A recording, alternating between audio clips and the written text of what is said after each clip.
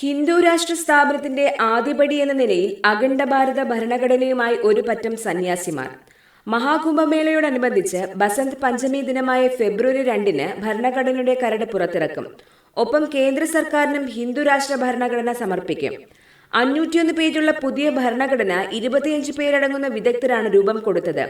ഹിന്ദു രാഷ്ട്ര സംവിധാൻ നിർമ്മൽ സമിതിയിൽ സനാതൻ ധർമ്മയിലെ പണ്ഡിതർക്ക് പുറമെ ബനാറസ് ഹിന്ദു യൂണിവേഴ്സിറ്റി, സമ്പൂർണാനന്ദ സംസ്കൃത യൂണിവേഴ്സിറ്റി, സെൻട്രൽ സംസ്കൃത യൂണിവേഴ്സിറ്റി എന്നിവിടങ്ങളിലെ വിദഗ്ധരും കൂടി ഉൾപ്പെട്ടതാണ്.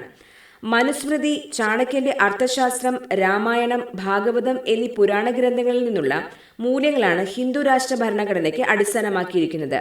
2035 ആകുമ്പോഴേക്കും ഇന്ത്യയെ ഹിന്ദു രാഷ്ട്രമാക്കുകയാണ് തങ്ങളുടെ ലക്ഷ്യമെന്ന് സ്വാമി ആനന്ദ് സ്വരൂപ് മഹാരാജ് മാധ്യമങ്ങളോട് പറഞ്ഞു. മാനുഷിക മൂല്യങ്ങളാണ് ഈ ഭരണഘടനയുടെ അടിസ്ഥാന പ്രമാണം. വടക്കേ ഇന്ത്യയിൽ നിന്നുള്ള 14 പേരും തെക്കേ ഇന്ത്യയിൽ നിന്നുള്ള 11 പേരും ചേർന്നുള്ള കമ്മിറ്റിയാണ് ഭരണഘടനാ കരടിന് രൂപം കൊടുത്തത്.